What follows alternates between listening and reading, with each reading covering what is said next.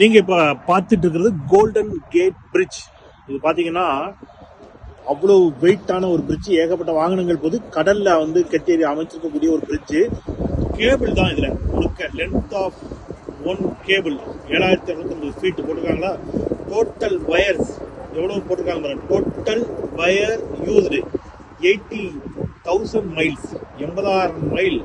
அது மாதிரி weight of cable 24,500 ton cable பயன்படுத்தி இந்த பாலத்தை வந்து வடிவமைத்திருக்கிறார்கள். இதுதான் அந்த பாலம், கோல்டன் கேட் பிரிட்ஜ் அப்படிங்கிறாங்க. மேல வாகனங்கள் அணிவகுத்து செல்கின்றன. இது அமெரிக்காவின் கலிபோர்னியா மாகாணத்தின் சான் பிரான்சிஸ்கோ நகரில் இருக்கக்கூடிய ஒரு பாலம், புகழ் வாய்ந்த ஒரு பாலம்.